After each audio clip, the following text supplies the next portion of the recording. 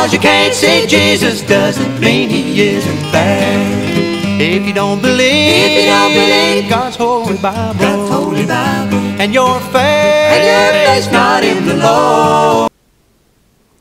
Okay, well, howdy everybody. This is old Uncle Jim, and I'm going to tell you some stories about my early life began. These stories are all true, and you can't catch, I'll bet you 50 cents you can't catch me in a lie. Now, you know how I got that little verse was when I was a kid. We had an old radio, and there was a couple on there they called Lum and Abner.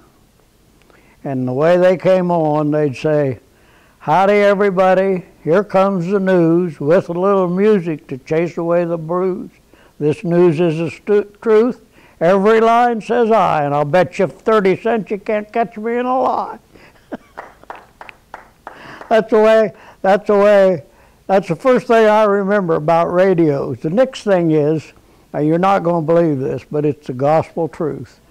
My dad, when we lived in the tavern, the little one room that was a tavern on Grandpa's farm, my dad had a big old radio. It was in a metal box, it looked like. And you aren't going to believe this, it was a crystal set. And honest to God, there was a little thing in there like a needle. And there was a crystal, and I don't know what a crystal was, but there was a crystal on there, and my dad would take a hold of that thing and move it around on that crystal until he found a station. Somebody would start talking, and if he left that there, that would be a radio station. And whatever station he found, we would listen to whatever that was. And he could get the Grand Ole Opry, or whatever the early music was. I'm not sure it was a Grand Ole Opry, but we could get like hillbilly music. But I can remember Dad doing that. That's the way he would just take, after he turned on, he'd take that needle and just hunt around on that crystal, and pretty soon a station would come in. And I think it was a few years after that they put out little toy crystal sets. And I think, I can't remember for sure, but I think I had one of them that you could get a local station or somebody that was close with that. But that was something that I remember, and very few people know what I'm talking about when I say a crystal set radio. Well, the next thing in my life, well, actually this is the first thing that I ever remember. This was my first memory that's always been vivid in my mind. And in 1929, I was born 27, 1929, well, it had to be in November because I think that was a deer season in Pennsylvania. Now, I don't know how we got there. I don't know who we stayed with. But my dad went deer hunting over there, and he shot a deer. And the very first thing I can remember in my life was, I can see to this day Dad dragging that deer across. I was in the house looking out a window, and Dad dragged that deer by that window. That's one of the first things. That's the first memory in my mind, in my life. That was the first memory. And there was an Avon farm, which was your mom's dad's farm. Yeah. Was there in Ligonier, Pennsylvania. And I'm sure that's where Dad was, because there must have been an orchard there, because Dad's story about getting that deer was that he went out to that orchard, because everybody knows deers love apples. So my dad walked over to that orchard, and he saw this buck deer laying under an apple tree, and he shot him laying down. But he got up and went a little ways and jumped across the creek there, a little creek, and that's the last step he took. That's where Dad picked him up. But I don't remember How we got to Pennsylvania, I don't remember going in a car there. I don't remember coming back. I don't remember whether we stayed with Aunt May or Aunt June, which was my mom's aunts, or whether we stayed in Granddad Clifford's dad's farm and their house there, which we've all been to. Bud and I and Marcel and all us have been to that farm and that house. And that was an early remembrance in my life. So from there, then we came back to Cardington, and we lived in Granddad Clifford, my mom's dad, Granddad Clifford's house in Cardington on 10 acres. And that was, of course, during the Depression. And Dad, what he couldn't, the brick, there wasn't any buildings being built, so he wasn't laying brick was his trade. But I can remember my dad, he done everything he could do to get a buck for groceries and fuel and stuff like that. And he always provided for us perfectly. I never remember being hungry. I never remember being cold or anything about the Depression because I was younger. I was only, I was born in 27, and I think it was like 28 or 29 when things started getting better. I'm not sure of that, but I know I was born when the Depression was bad. And I can remember my dad, he done everything. And I'm not sure sometimes when he worked for farmers, husking corn, and the highway department would come along in the wintertime if we had a big snow and pick him up at night and in a dump truck, and there'd maybe 4 or 5 or 6 other guys in that truck when they picked Dad up. And Dad had his shovel, and they'd go out and shovel the snowdrifts out of the road so the school bus could get by the next morning. And Dad made money like that. I remember one time when we lived in Cardington that he helped repair the dam on the Old Tansy River, which was in Cardington. And this is sort of ironic. That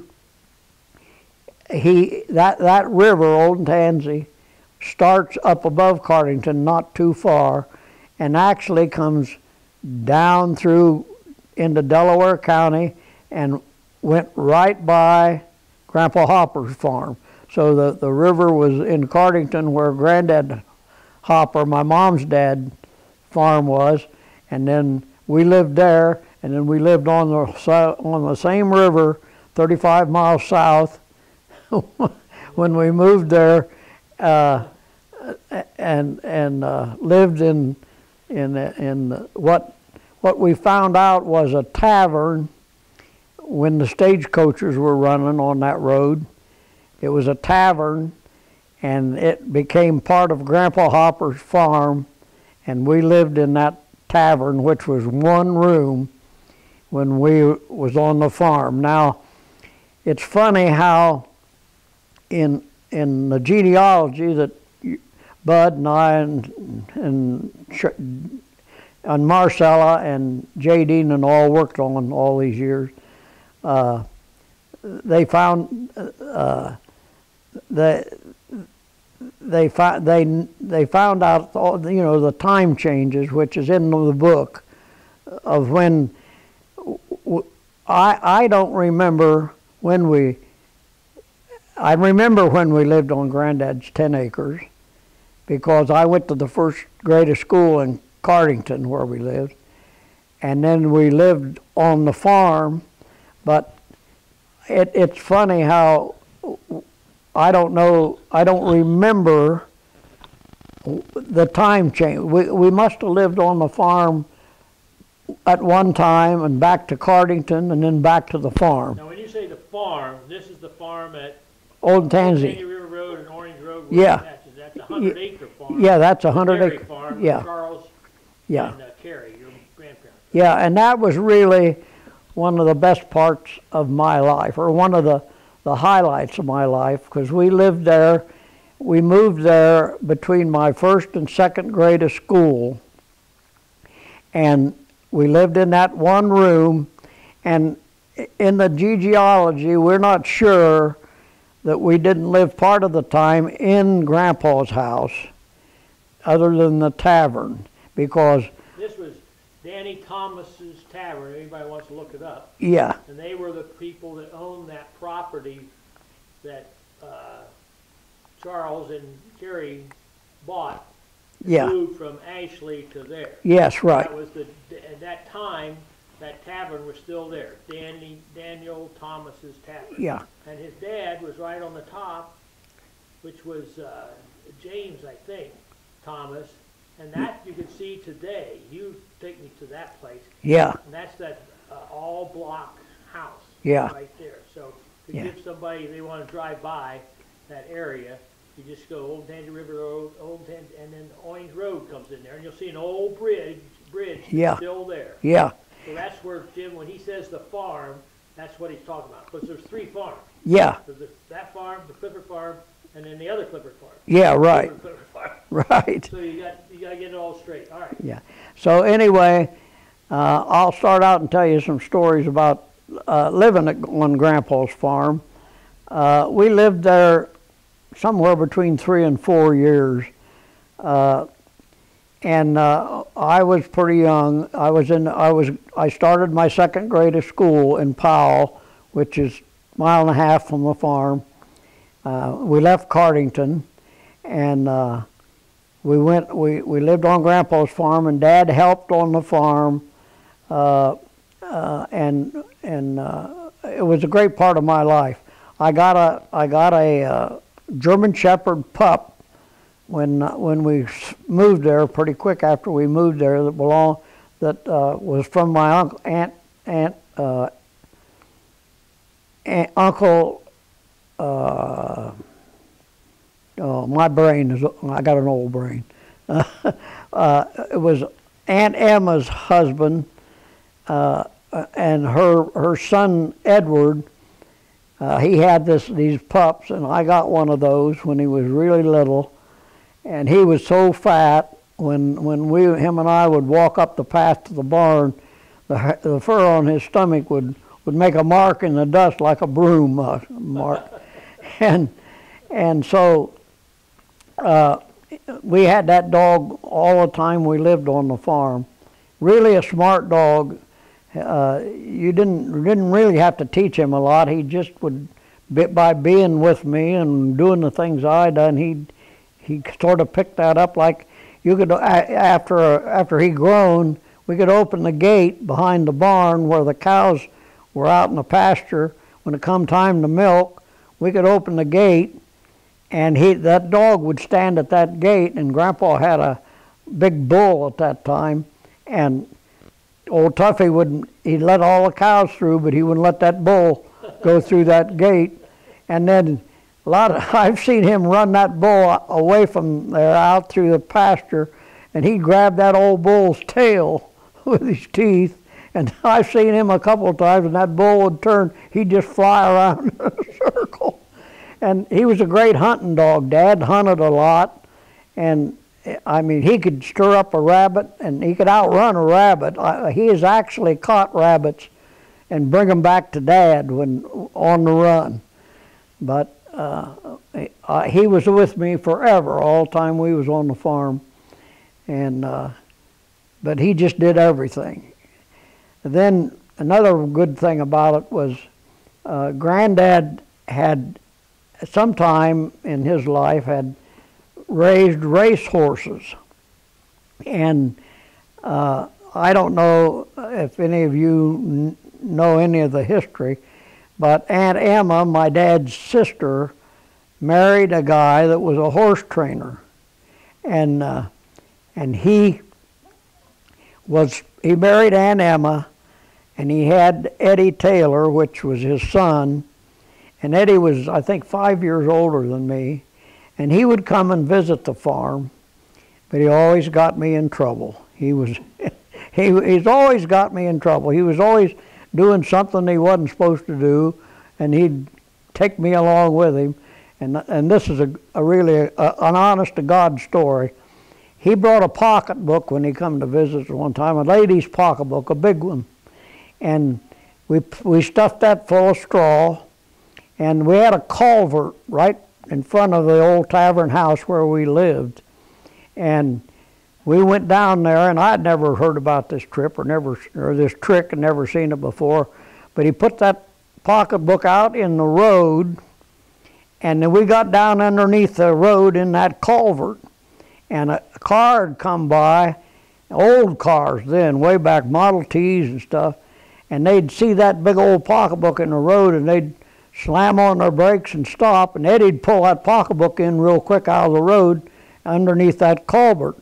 And people would, you could hear them sometimes, they get on and say, well, I know I saw that, where did it go? And I don't know why nobody ever come down over the banks and looked in that culvert, because I would think they would have known something was wrong. But nobody ever did until one day we were doing that, and a state patrolman came along in his old car, and we heard him stop, but we didn't know it was a state patrolman. And all at once, when I looked out the other end of that culvert, here's a state patrolman all bent over, and he had his gun in his hand.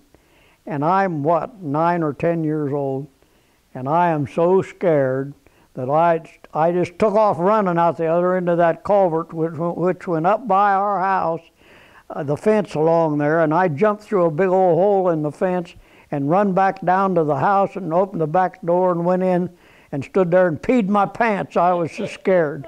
That's a God's truth if I ever spoke it. But he always was getting me in trouble with something. He'd do something that wasn't supposed to be done there, and then I'd get in trouble with Dad and Mom. But anyway, another story that's in the book, if you ever read the book, was we used to ride the horses all the time. And Danny Hopper, which was Uncle Harley's son, the next one after Uncle Ray born. It was Uncle Ray first, and then Uncle Harley and Granddad Hopper's farm and family. But anyway, I was old enough then that, and we was allowed to do this. Danny Hopper was a little bit older than Eddie, and he didn't ever get me in trouble. But we would take the work horses and ride them bareback and go back through the farm and into the woods and just ride around on the horses. Well, one time one of the cows that was pregnant for a calf come up missing, and Dad said when he knew Danny was coming that day, and he said, well, when you and Danny get ready to take a horse ride, he said, see if you can find that cow and the calf, because sometimes cows, when they roamed alone and was going to have a calf, they'd leave the herd and go off someplace by themselves and have their calf. And so Dad missed that cow that time when they came in for the milking, and so he told us, he said, see if you can find the cow.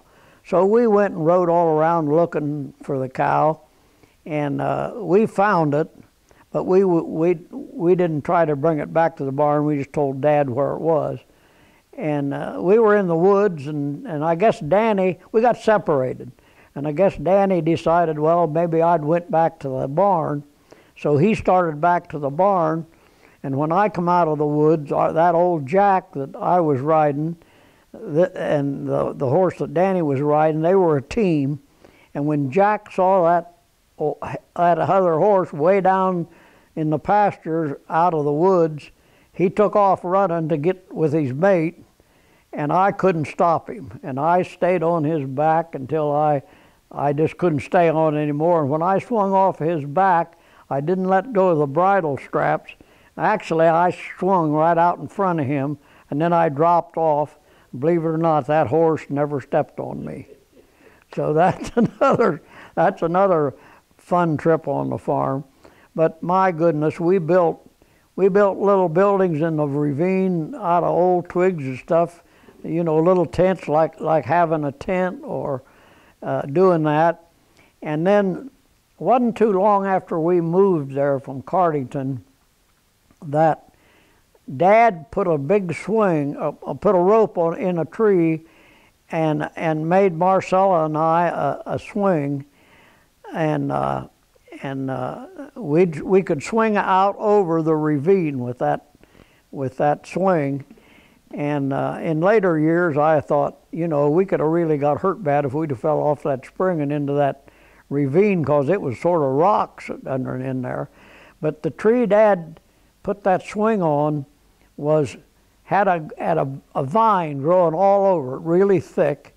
And I don't know, Dad, I'm sure knew the difference, but I think he didn't pay too much attention to it. But that vine was poison oak. And Marcella, she got into that vine, and she got so covered with poison oak, honest to God, her eyes swelled shut for about 2 days. And of course then Dad, I think if I remember correctly, he chopped that all off of that tree. But Marcella was really, she really had that bad.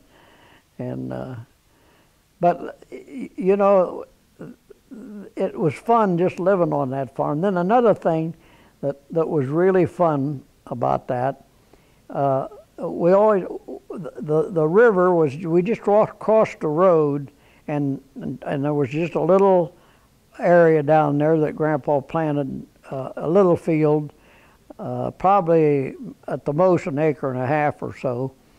And they always planted something there, but right next to that was a river, so we could almost throw a rock out of our front road into the river. So we swam in the river and fished in the river and played in the river a lot in the summertime. And then there was great big patches of violets all grow along the river. And so Marcella and I, of course we were close because we were the 2 oldest, and Marcella and I did a lot together. And so I don't know if she talked me into it, but she probably did. We started picking bouquets of violets because we'd see these great big old Packards and Cadillacs and Buicks, great big old cars. They always was driving by the house up there, or the tavern that we were staying in.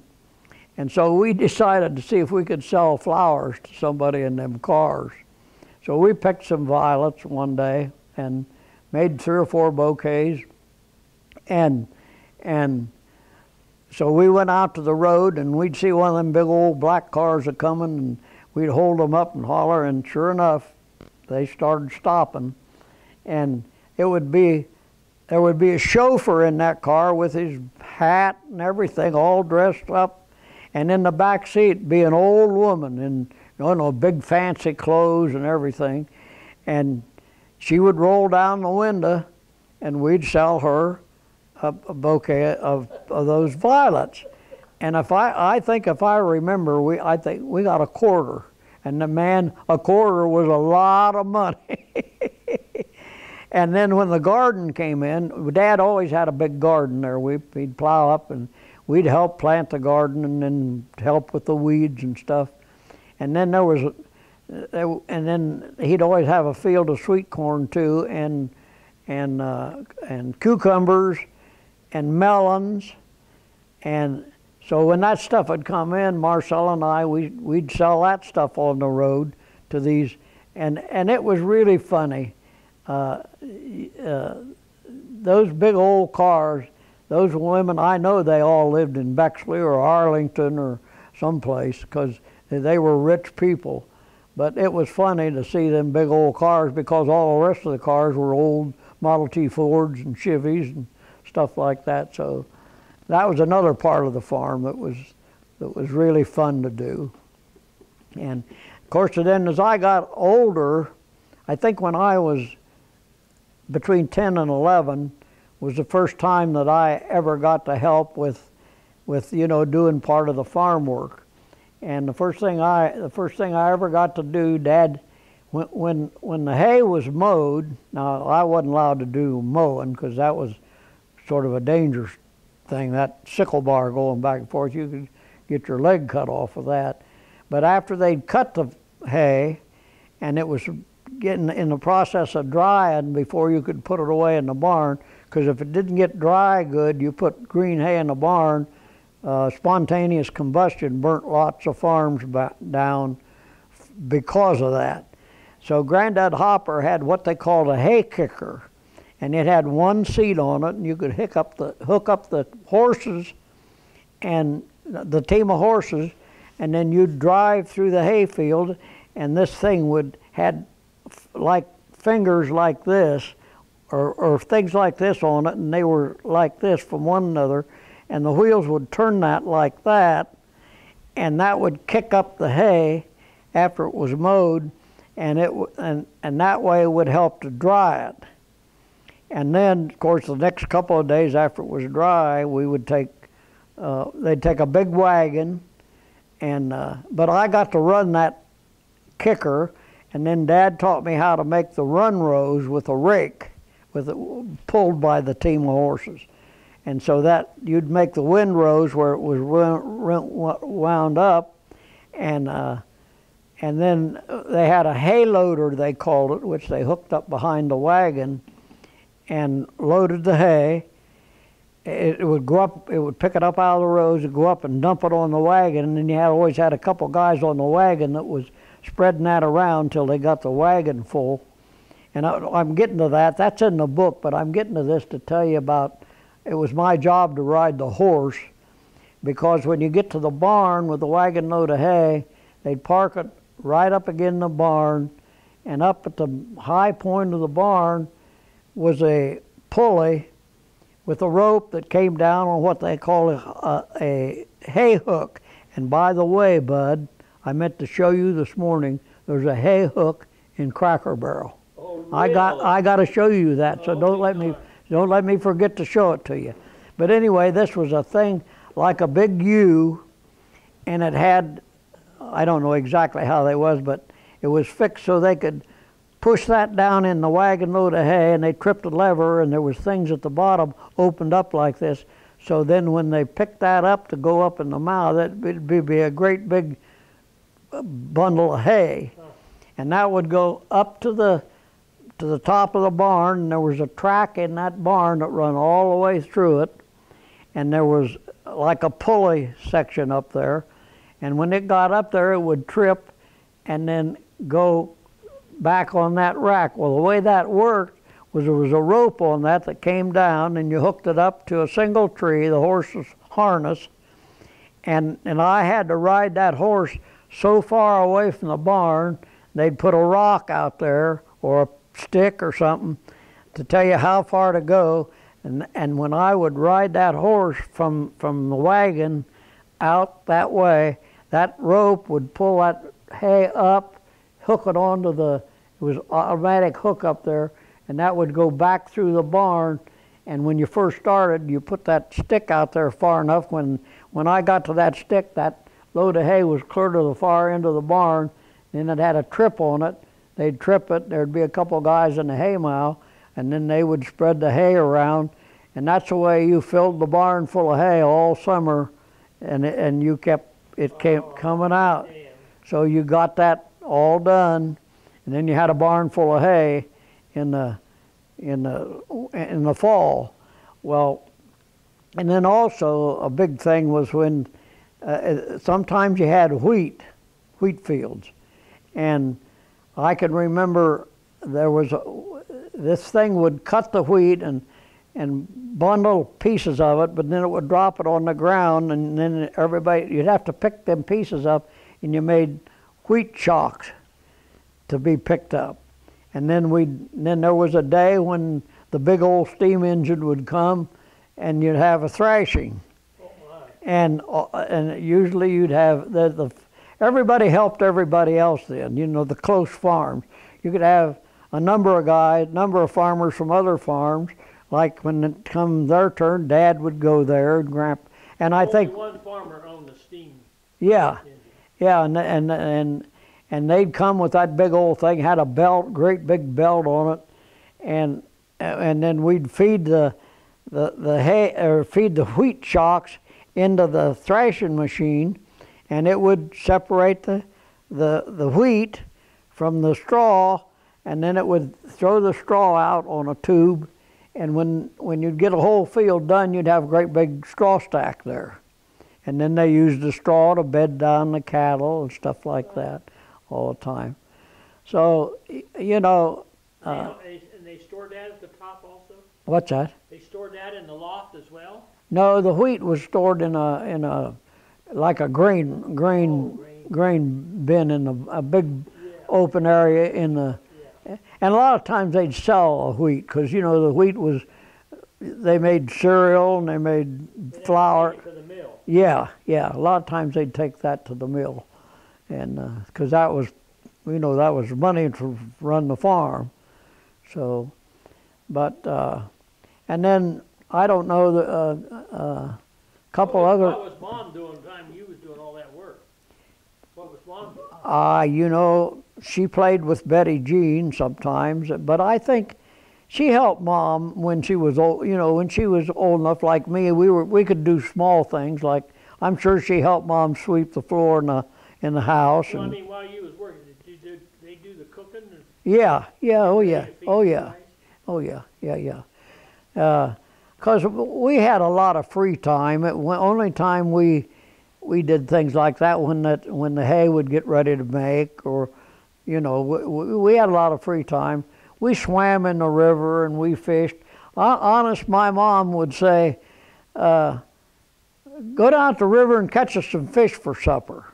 Oh, really? Yeah, and we'd go out in the garden, dig up some worms, and there was very seldom, at that time, there was lots of fish in that river. There was rock bass and bluegills and bass and yellow-bellied catfish, and it was hardly ever a time when we couldn't go down there with a can of worms and catch enough fish for supper. What kind of fishing poles did you have? We did have a couple of cane poles, but if we didn't have, I mean, if we could just use a stick. You didn't have to. There was a pretty good size concrete culvert under that bridge that your dad was telling about a while ago, underneath it, and we could go down there, and the way it was it would come up and go back and come up and go back, and we could set on those platforms and fish right underneath the bridge. There was a lot of fish right there underneath the bridge, and we'd swim in that part of the river all the time. There was a couple of deep holes there. I guess when Dad was young, they could jump off of that bridge in one of the deep holes, and we swam around there. Tuffy was always right in the water with us everywhere. And I remember one time, you know, they'd tell about dogs saving kids or people from drowning. And I thought one time, I wonder if my dog would do that. So I went to yelling and screaming and batting on top of the water like this. That dog swam out and grabbed me right by the bathing suit and started swimming me out of that. Is that right? Yes, sir. Honest to God, he did. That dog did it. Now, did Mom like to swim? I mean, yeah, she would go. She went with us. And, you know, then Bob got old enough. They were little, but there was a lot of, on up by the riffle, before it got down to the bridge, it was shallower, and that was a nice clean river at that time until you'd have a flood, you know, it rained real hard. But I played a lot in that river and fished a lot in that river, and oh my gosh, I don't know if you guys have ever seen a Helgamite, but at the river, you go where it was shallow and you could see, and you'd turn over a stone, little stones, and there'd be Helgamites, and you'd grab them and put them in a can because they was good fish bait. But if you wasn't careful, they could pinch you. They had pinchers on them. Yeah, and it would hurt. Yeah. So we did that a lot there at the farm. But you know, one time I went down there by myself and went fishing. And Dad had a real nice cane pole at that time, and it was pretty long. And I took it that day and went down there by myself with a can of worms, and I was just below the riffle, north of the bridge, and I was fishing, and I kept hearing this buzzing noise, like, a bee, but I never looked up. I just kept hearing that, and I'd look around like this, but I never looked up. And honest to God, I was swinging that pole around up above me, to throw it out in the water. And how I ever kept from hitting a hornet's nest that was at least that big and that big around, I don't know how I ever kept from hitting that with that fishing pole. The good Lord was with me that day, because when all at once I looked up and there it was, and I got out of there. And so when Dad came home, I remember telling Dad, I said, Dad, right down there where we fish all the time, there's a great big hornet's nest in the tree.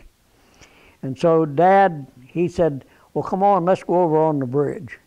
So Dad took his rifle and we went over on the bridge, and Dad stood up there and we looked at it. You could see it from the bridge. And Dad shot into that a couple of times with his rifle. And you believe this or not, after he made them couple of shots, there was hornets flying all around us on the bridge. They found you that They quick? they followed. It's crazy how nature is, but they did.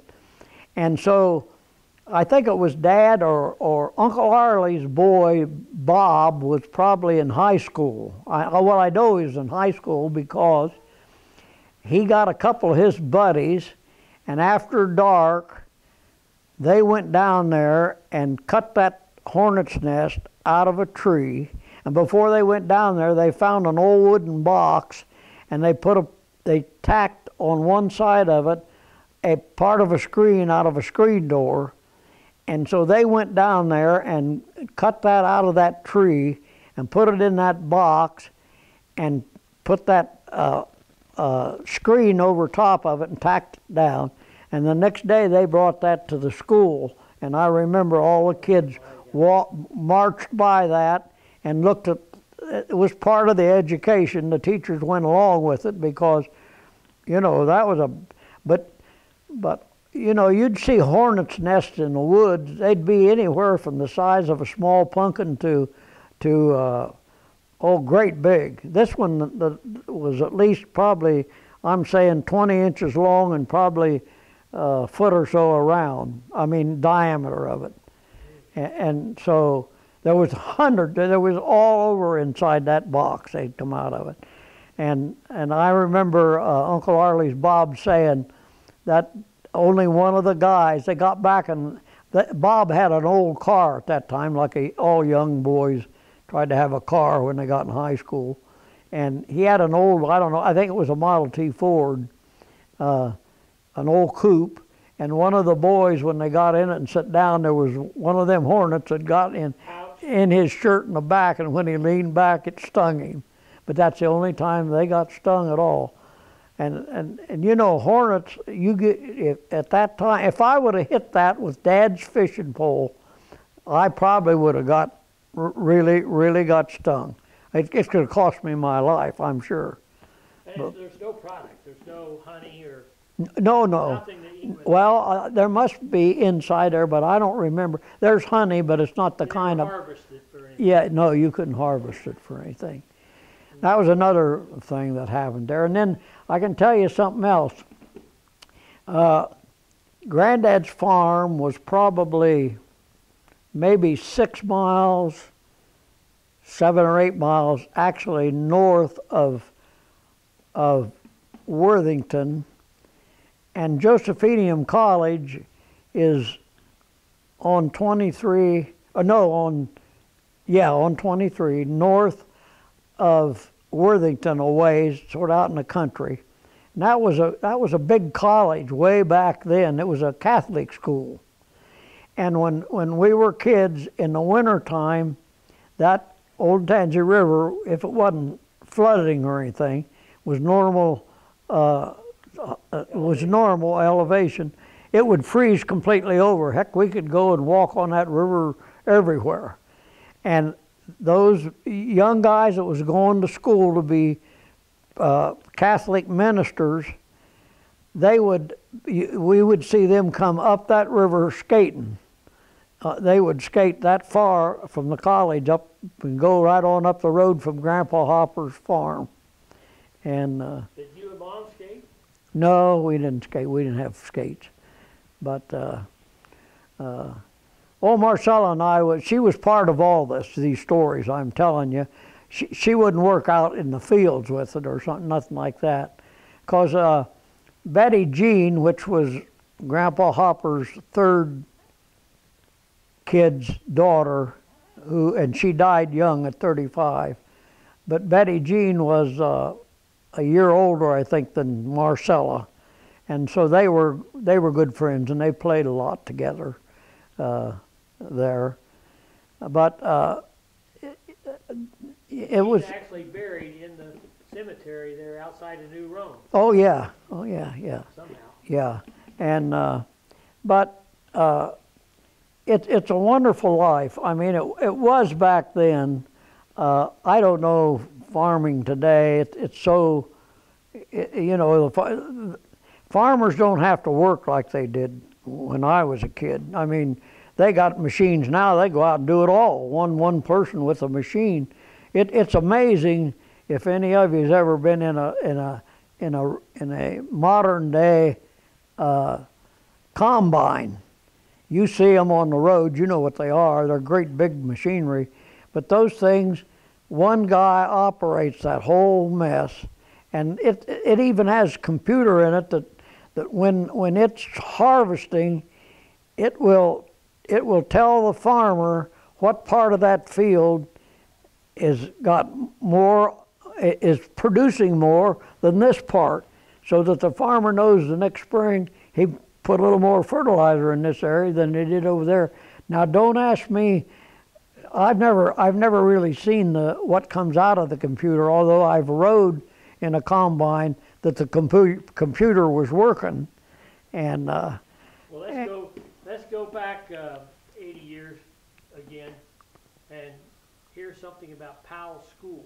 Oh, okay. Did you ride on the school buses, and were they horse-drawn or motor-drawn? No, when we got to Grandpa's farm, the horse-drawn ones, according to what I see and what we've done in genealogy, I think the horse-drawn was there a couple of years before we got to the farm, and Marcel and I think if we would have got there a couple of years earlier, we would have rode in the horse-drawn. But your dad surely did. Oh yeah, my dad rode in the horse-drawn school bus. But Marcella and I, we were in the old ones that were big old wooden bodies. The whole school bus was a wooden body, and we rode in those buses. Engines. Yeah. And you know, another thing, going back up to Cardington, in my first grade, and that summer before we went back to Grandpa's farm in Powell, or in Delaware County, in southern Delaware County, there was a guy had one of them old, I don't know whether it had been a school bus or a truck or what, but it was a wooden bodied, like a box truck, but it had some windows in the side of it, so I always thought it was an old school bus. And he would have bread and flour and anything that wasn't refrigerated, that didn't need refrigerated, he would have in that truck, loads of bread and sandwich buns and canned food and stuff like that. And he had a little thing in there that had candy in it. I'm guessing it was 2.5, 3 feet long and maybe 18 inches deep, and it had all kinds of little pieces of candy in it. And of course, at that time, money was really scarce. But every once in a while, if Mom needed something, she would buy from him. If there was a penny to be had, she'd give Marcella and I a penny, and we'd go in there, and it'd take us 15 minutes looking in at which piece of candy we wanted for that penny. So, you know, Speaking it's of the buses, though, let's go one more. I just happened to think of something. You talked about the urban. I've never seen an urban bus. Oh, well, buses. And then well, didn't well on. Eva or somebody walk up Oh yeah. Orange Road Well, on 23 and it was about 1.5 miles from Grandpa's farm on Orange Road to Old 23, and which is a really high street in Columbus if you go all the way down. And at that time, there was an interurban, what they called an interurban car, and it was like looked like one of the old street cars that used to be in Columbus. But that thing could run, I think it was 60 or 70 miles an hour on a track, because we checked that out. I think it even said it was possible to go 90 miles an hour. Well, it ran from Columbus to Delaware to Marion. I don't think it went on to Mansfield, but it run, and it was right, when you'd walk up Orange Road, it was right there. And I know my dad and them talked about, there was times when they went to work in Columbus, they rode that car. Really? They would walk up that 1.5 miles and get on that car and ride it to Columbus. And we're pretty sure that Aunt Eva and maybe even Aunt Emma had walked up there and rode that car to Columbus and back. Because she was a seamstress for Lazarus. Yeah, yeah. Well, how was it powered, though? Well, electric. It had the bar, just like, yeah, there was an electric line run up. It was electric. Oh yeah, but that thing could fly, man. And it went, I don't know if it went clear to Mansfield, but I know it went, I don't know how far south of Columbus it went, but I know it went from Columbus to Marion. Now I'm thinking off the top of my head, though, but is that the same kind of, tell the story about your mom's brother, 5 daughters living in, whatever, was it the same bus as the urban bus?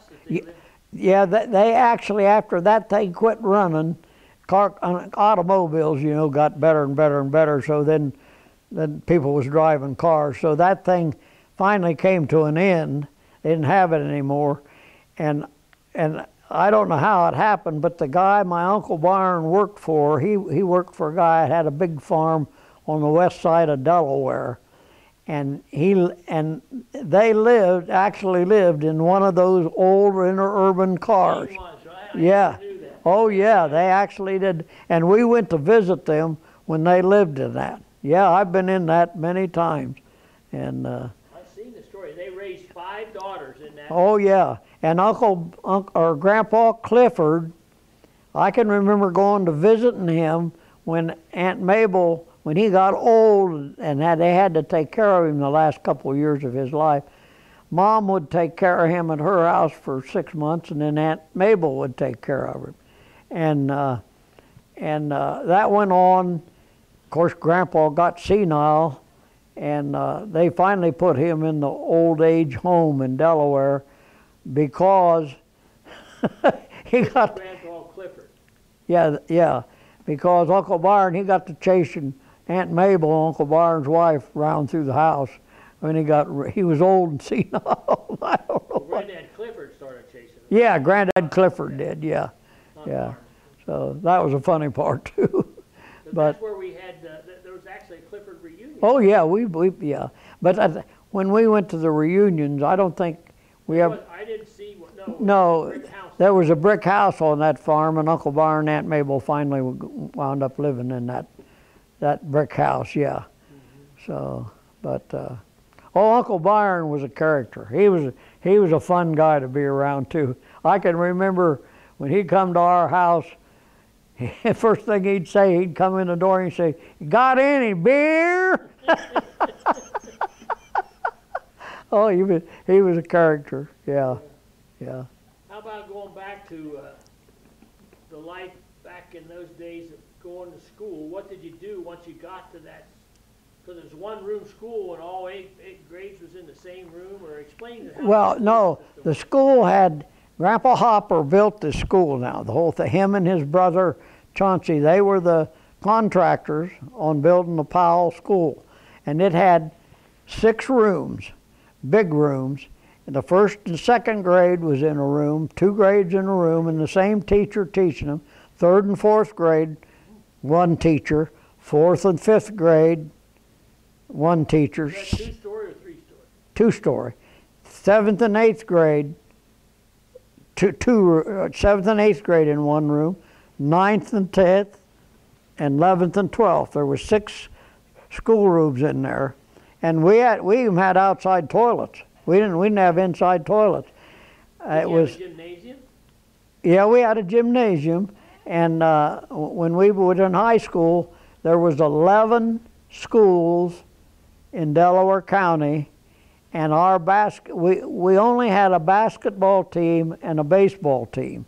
In the spring, we would play each one of them schools in baseball, and of course they had school buses then, the bigger buses, and we would, if it was our year to go to Hyatt's to play, we would ride the school bus up to Hyatt's and play there on their ball diamond, and when it was their turn to come to us and Powell, they'd come to us and play on our ball diamond.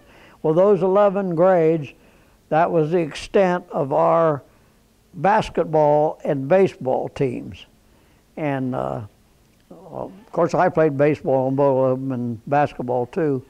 But which one of the Hopper women were cheerleaders? Marcella. And Peggy? Yeah, your mom. And yeah. Peggy? You know, I can't answer that. I don't know whether Peggy was a cheerleader or not. Peggy was the high school softball pitcher, the girls' team. She could pitch a softball like they do, you know, wind up like this and let it go. Yes, she could do that. So tell a story about Mom being a cheerleader and her teacher. Well, when World War II come on, we had a superintendent of that 6-room school that was he was a National Guard. He belonged to the National Guard, but he was the superintendent of Powell School, and he taught, I think, mathematics and maybe history was his job. But anyway, when the war broke out, World War II, when the war broke out, I was a freshman, and he was there till right when the world war out. He was there when I first was a freshman, but quick as the war broke out, he left because the army took him. I think he wound up being almost a general. He's already way up in the army, and then there was a lady teacher there called Mrs. Tossey, and she became the superintendent, and she also taught 2 or 3 classes, and then of course we had basketball, and we had girl cheerleaders, and Marcella was one of the girl cheerleaders. Well, these girls, you know, their skirts, they got so I think the moms made all the cheerleader stuff, and so they made some skirts that were pretty full, and these girls, they was working on the cheers, and I don't know who supervised that. I don't know if it was Mrs. Tossey or whether maybe it was Mrs. Charrington, the music teacher, but somebody, you know, was probably responsible for the cheerleaders. Well, these girls done a couple of spins at a basketball game where their skirts came out pretty much, and man, Mrs. Tossey laid them girls out. Man, she laid them out, And Marcella, after that, she never liked Mrs. Tulsi. I never will forget that. And of course, I don't think Marcella never graduated. She quit when she was a junior, I think. And yeah, and but she never liked Mrs. Tulsi after that. The girls wanted to show their hind end or something, and of course that was a no-no back then. You know, nobody was allowed to do that. But anyway, another thing that was funny, if you got time, you want to hear it. Wasn't funny. It was just a crazy thing. You know, Granddad Hopper's farm was actually only about 1.5 miles south of the Old Tansy Caverns, and they know that whole area down there had fingers running away. They opened up that. I think it's still open today. I think you can still go up there and go through the caverns underneath. But they never opened. They only went so far with that. It only got so big. But they know that there's fingers of that cavern run completely underneath the ground, clear down, was underneath Grandpa Hopper's farm. Because one reason they know that is because some of those places had sinkholes. And Granddad Hopper's farm had a sinkhole on it. And we were warned when kids, don't go down in that sinkhole. Now this was a hole, as I remember, probably the top of it was maybe 15, 18 feet wide, and it was sort of like a cone. When it went down like that to the bottom of it, and there was grass growed under the bottom, down there at the bottom of it. You couldn't really see a hole in the bottom of it, but you could throw trash down in there, which Grandpa and Grandma did, I know, and I've seen them throw a dead calf down in there. And of course we were warned never to go down in that. But you know, in so many days or hours after you throw something down in there, even though you couldn't see a hole going any farther, that whatever you threw in there would disappear. So I know that was part of the caverns. Because Granddad had a stream that run from the south side of his property all the way through his property and down and around the north side of the tavern house that we lived in. And that's the ravine I run up and went back around and run. And there was a spring down there. Yeah, and there was a spring that we got all our water. Bob and I hauled water in a 10-gallon can to Mom to do washings. We hauled it from that spring across the road up into the house. Well, that stream that run down through there, when we'd have a heavy rain, it would run for sometimes maybe a week, or not maybe that, depending on how much rain came and how much water was flowing through that. Well, right in the middle of the pasture field up behind the barn, when that was dry, there was a crack about 3 inches wide that you could see in. And my dad showed us the first time, you could pick up a pebble there, drop it in that crack, and you'd wait for just a little bit, and then you would hear it hit water and splash. And so we knew there was an underground lake or river or something underneath that part. And when it would rain and that creek would run, it would just run over top of that crack because there was so much water going down through there.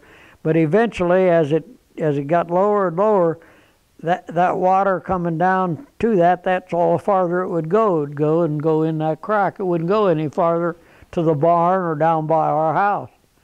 So until the fields all dried up and everything, then that would quit running totally, because we played in that ravine all the time when the water wasn't running in it. And anybody want to look it up on a map, I think it was called Wolf Run. Yeah. But that was a fun thing to do. Go up there and drop a rock in there and listen for it to splash. So, and then there was lots of groundhogs and all kinds of. Well, Dad hunted all the time and fished all the time in that river. Tell them about the cemetery and the orchard. Yeah, on the north side or on the south side of Grandpa's farm, up a little bit above the barn and chicken house, and clear to the south side of Grandpa's property, there's a graveyard up there. And right next to the graveyard, when we lived there, was an apple orchard. And I've seen when we lived there, when Dad and I'd go hunting, we'd always go up through that graveyard, and Dad, there was a rabbit sitting under a tombstone. Dad'd shoot him right there under the tombstone. That was the Thomas Cemetery. Yeah, the Thomas Cemetery. Still there. Oh yeah, it's still there. And for a long time, it wasn't taken care of. But sometime, we think the county, don't we, or the township, or yeah, Liberty Township. Liberty Township. We think they take care of it now, because just maybe a month ago at the most, Buddy drove down there, and of course, with my legs not working like they used to, I didn't walk up the hill. You had to get to them. But Buddy walked up there and looked at it, and he said it was in pretty good shape. It's been taken care of pretty good. Tell me why I was up there doing that. Yeah, what was you looking for? I forget. We were getting data for somebody to paint the farm picture. Oh yeah, right. Of our book. Yeah. There's another thing that's a mystery. Now, Grandpa had 5 boys and 3 girls, right? Is that right? 5 boys and 3 girls? Jesse, Emma, and Yeah. Eva. Yeah. Anyway, we haven't been able, when Marcella passed away, they were doing the Nick Hopper book, and they asked me to take the place of Marcella, and I did. And that's how I got in it with Bud, and we've sort of been in it with him ever since then. But anyway, Marcella,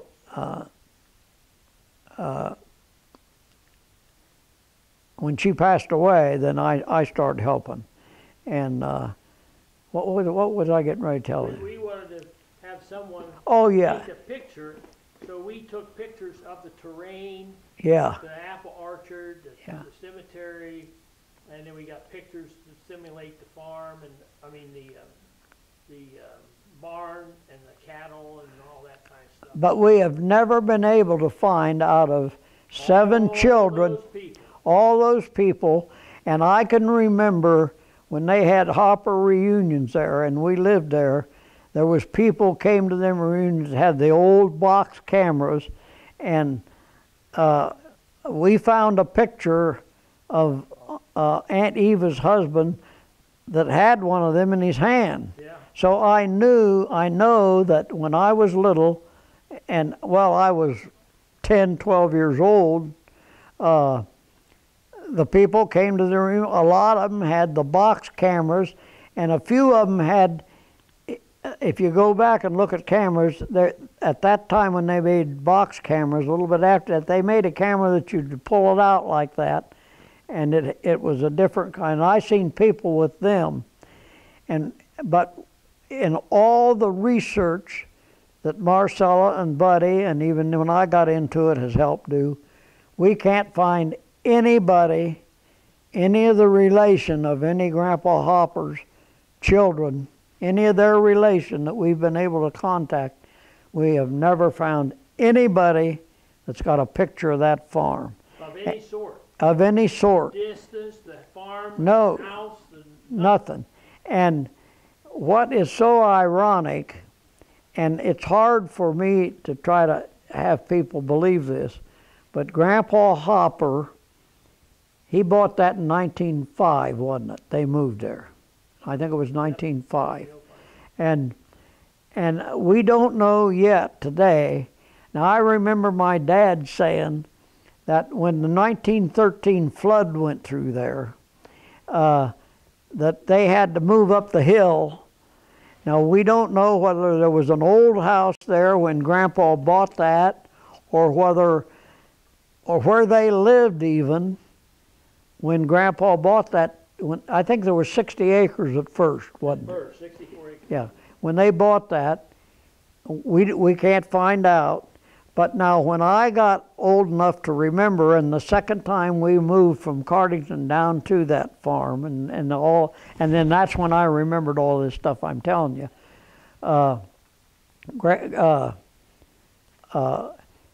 Grandpa's house was a beautiful brick house, and it had a beautiful living room, a beautiful fireplace, a bedroom down, a big nice dining room, and a kitchen and a mud room.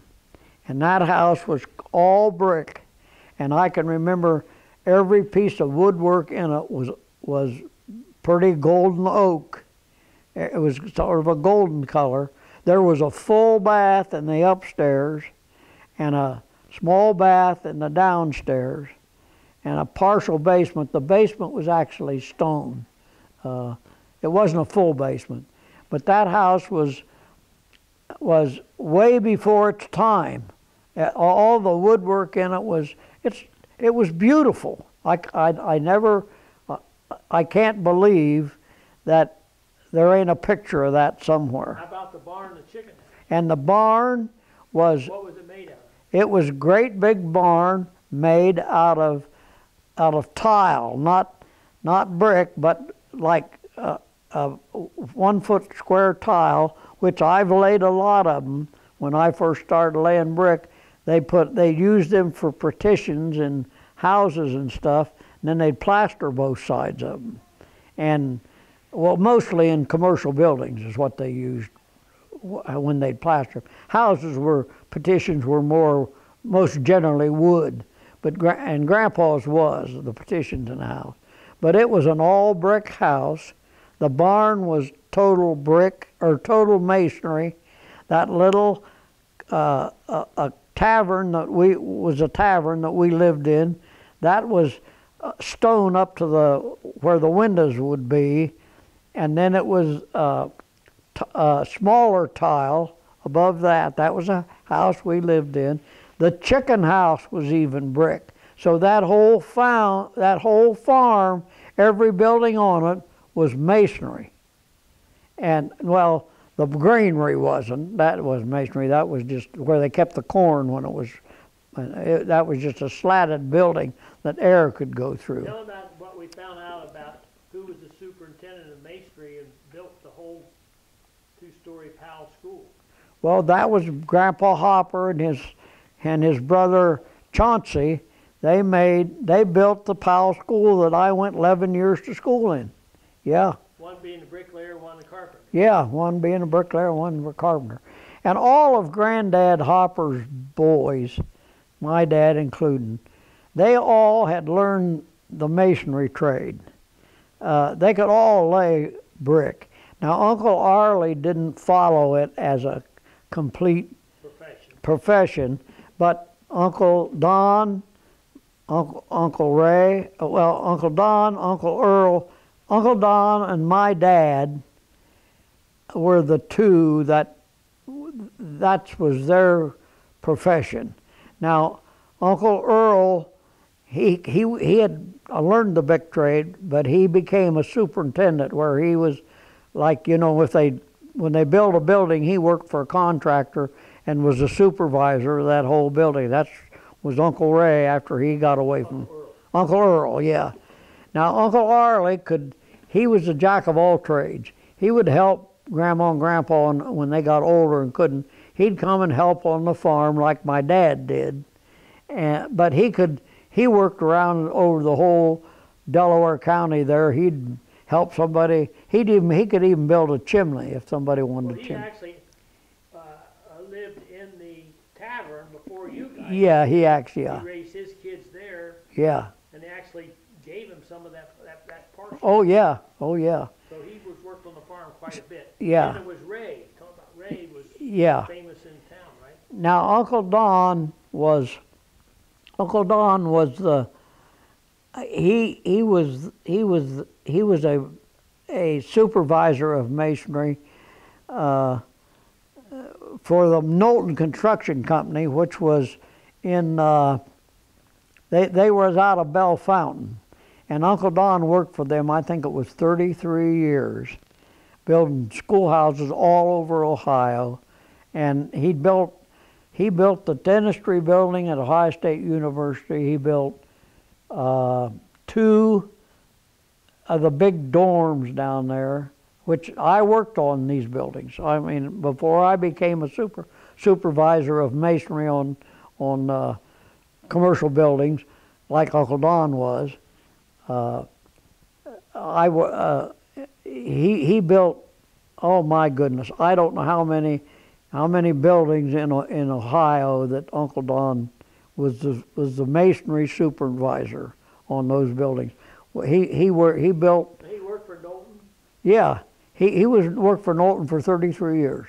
Who all you guys, most of you? Oh yeah, we worked. I worked when I went through my apprenticeship. Well, Uncle Ray, also Grandpa Hopper's oldest son, he learned the trade and but he became a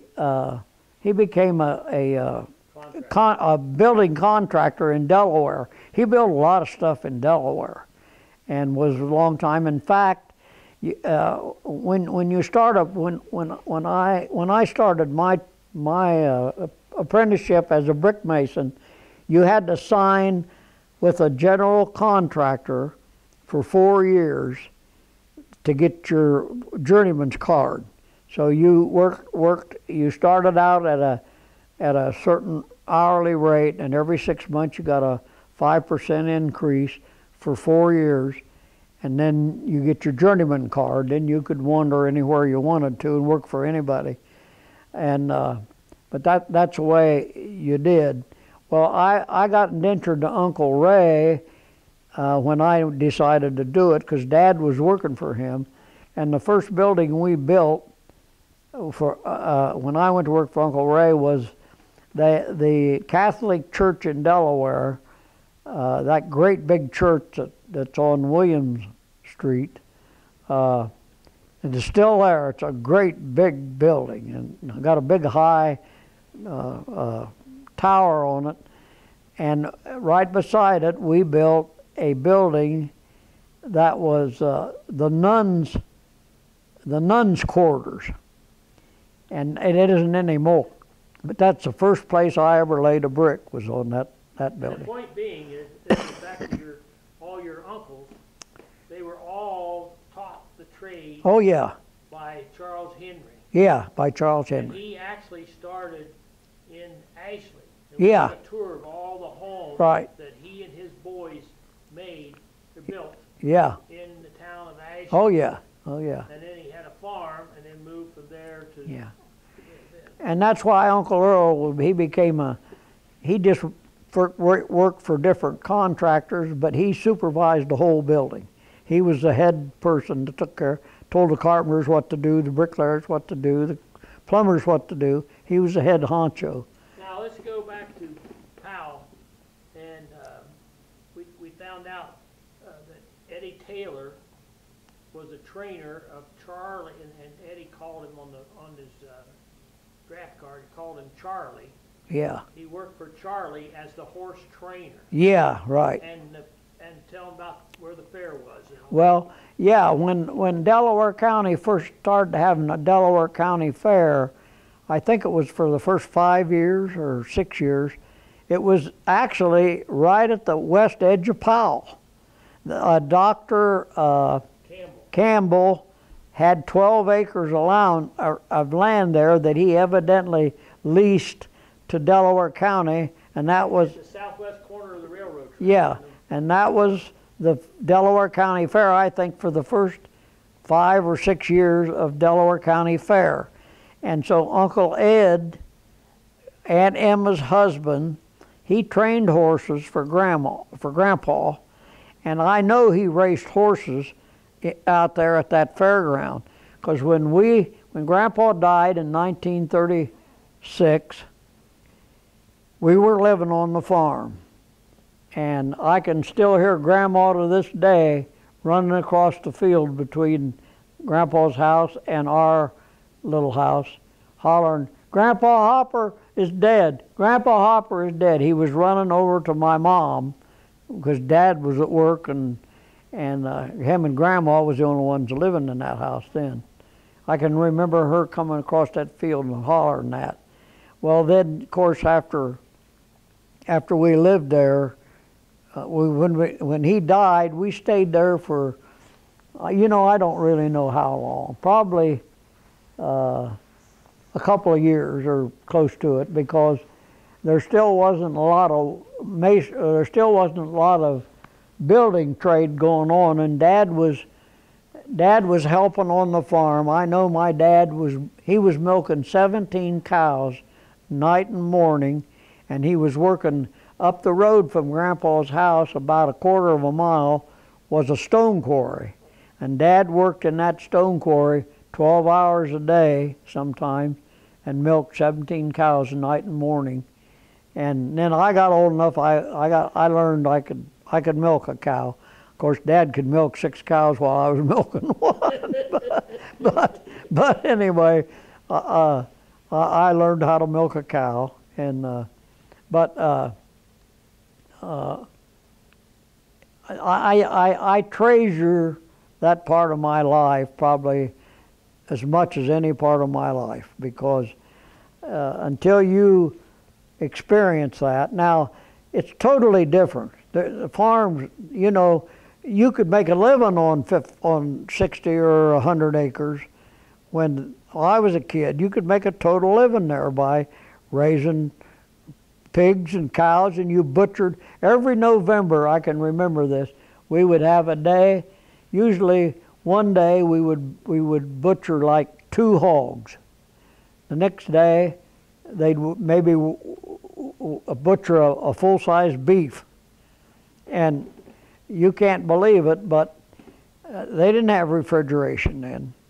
And they had a smokehouse. Dad built that smokehouse. And they had, they canned a lot of the beef. They'd can beef.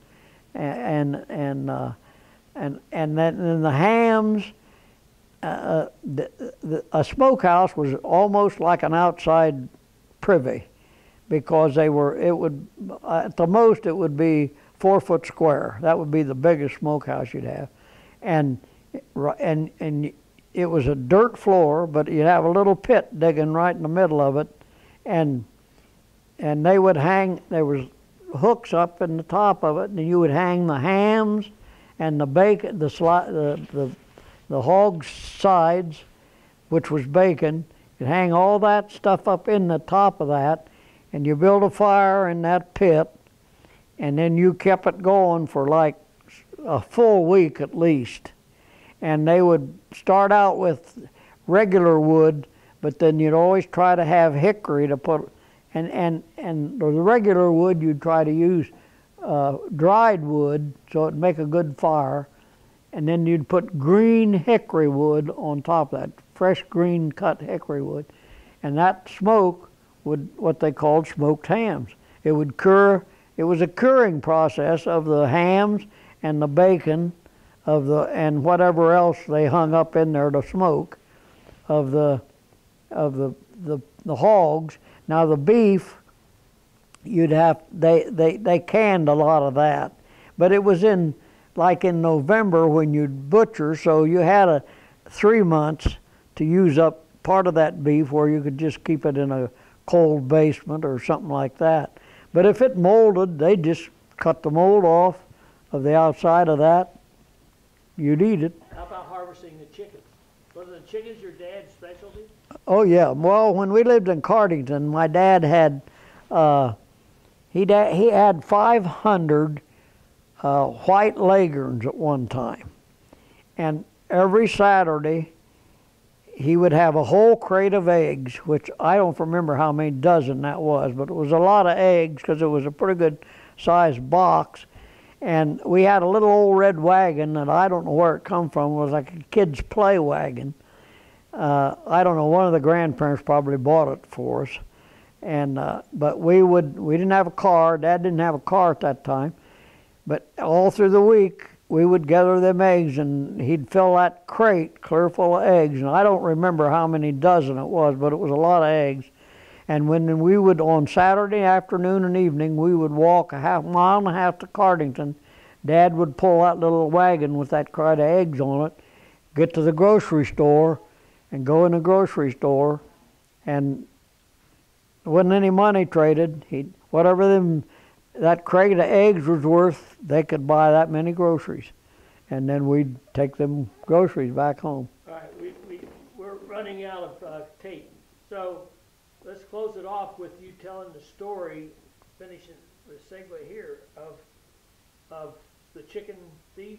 Oh, yeah. And then finish it and explain that this tape is the only avenue the viewer's going to have for history, because for some reason that whole farm, not one person wanted to take over the farm. Oh, no. When Granddad died. No. They all did, and then tell the story of the wealth there is now, and that will be the end of it. Oh, okay.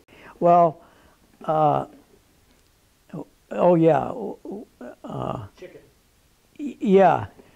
When Dad had all them chickens, we lived in Grandpa Hopper's house on 10 acres, and it was a nice house. It even had a bathroom in it. Clifford's house.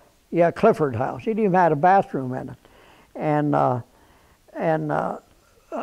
was little. I must have been maybe, well, just probably in the first grade. That's when we moved to Cardington. I spent my first grade in Cardington. It must have been the summer between my first grade and before we moved to Powell. I went in the second grade. But anyway, Dad had these chickens that we always did the Saturday thing. And he woke up one night, and well, in the upstairs, there was only 2 bedrooms upstairs. So I was in a crib, really, with in Dad and Mom's room. But my bed was right by the window to the south that faced the chicken house. And Dad, somehow in the night, the window was open for fresh air in the summertime, and Dad heard the chickens making a noise out there. And he got up and looked out the window, and he saw a guy in one of the trees that was in the chicken yard, and this guy was stealing chickens, putting them in a bag, and he was up a little bit in the tree.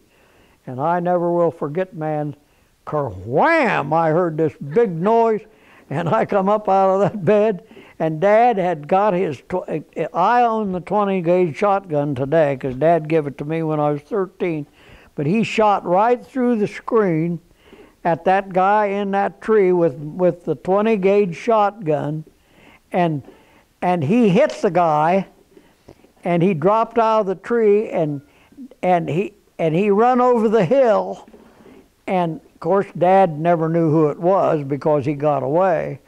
But it was about, well, it was just before we moved back to down to Grandpa's farm. Dad, I don't know, he had something and he had to go to the doctor.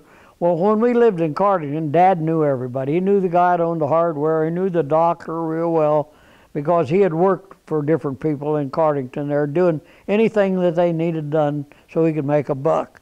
Well, anyway, he had to go to the doctor for something that summer, just before we moved out of there. And the doctor said, "By the way, Nick, how did your neighbor get, because I picked a bunch of buckshot out of his hind end and one leg about 6 months ago." And Dad found out who was stealing these chickens, and it was the neighbor next door. And he shot him. And he shot him. So Dad found out who it was, but Dad never knew who it was until then. And then, what else would you want me to? Closing off the why no one wanted to be a farm. You liked the farm. Oh, it was so big for you, but yet not one of your uncles wanted to have the farm? No, when it come time to sell the farm, and I regret to this day that my dad, I really think back at that time when a lot of the money you borrowed, of course, that they owned 100 acres at that time, or right at 100 acres, and that farm sold for $8,000. And the guy that bought it, his name was Cantwell, and I think he lived there about 10 years.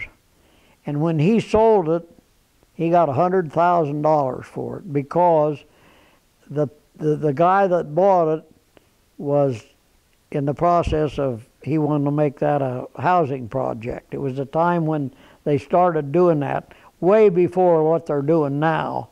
I mean, that's a big thing now, buy up 500 acres and plant 10,000 houses on it.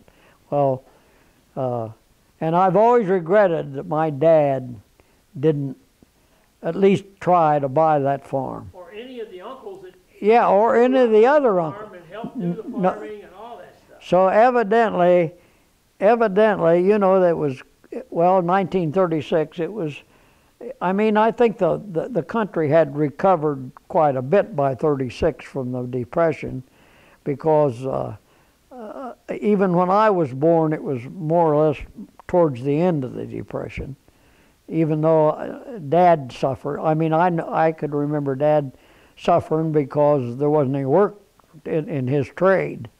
But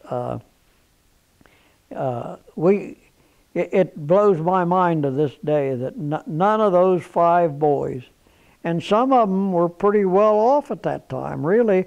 Uncle Earl, he lived in Worthington, and he had built believe this or not, Sears and Roebuck used to sell a house that you could buy out of their catalog and have that shipped to wherever you wanted it, and it was all ready to put together. But that Sears, was much later than when Grandpa died. Yeah, that was less later after Grandpa died. But you think it was just too much work?